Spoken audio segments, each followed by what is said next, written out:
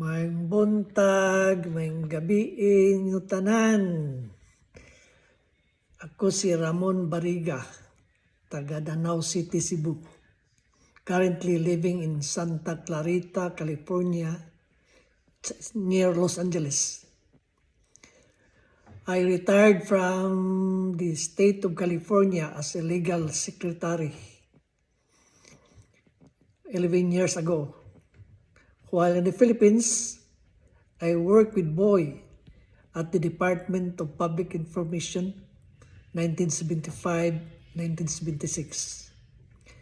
That was my first job, and Boy was my direct supervisor. I can say that in those 2 years, wa gyud ko katila og kasaba o reprimand from a good friend and supervisor Boy Larrazabal. I was at his wedding, and he was my veil sponsor at my wedding in 1978. I was then a casual worker at the DPI, earning 10 pesos a day. I met Boy the first time 1974 at the Colegio de San Jose Recoletos, now USGR. He showed up one morning at the office of the Forward, the official school paper. I was at that time Forward news editor.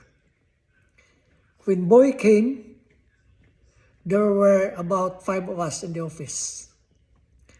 Our young lady staffers, klaro kayo, mura silang nakilig, seeing a macho, handsome young man, o mistiso pa jud ko no, sa ilang tanaw. Boy introduced himself as media specialist at the Department of Public Information. He said DPI has organized a 2-day workshop seminar for all school paper staffers in Central Visayas at the Boy Scout facility located at the Capitol site. He said we were all invited. Then that weekend we all went and saw Boy again. There were about 50 student writers, staffers from different colleges, including those from Bohol and Negros Oriental.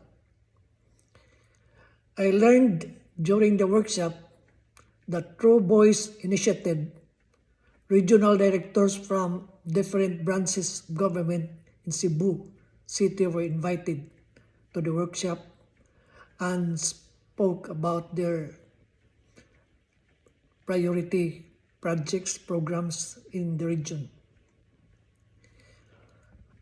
That 1972 was martial law. During that martial law, all student organizations were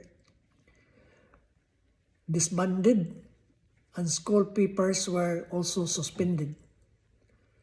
Boy battled for the resumption of school publications and to allow formation of student organization in campuses and to get them involved as volunteers in some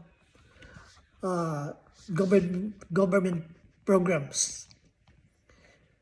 At the workshop, Boy also presented his brainchild, the Movement for United Studentry, or MUST, which aimed to harness the energy of students during weekends on youth development activities that some government agencies were working on.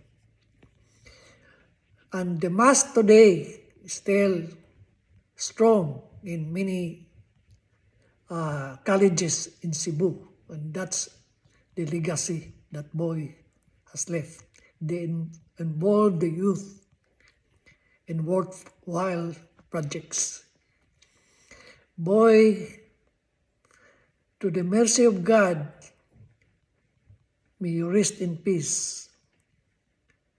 Thank you, everyone.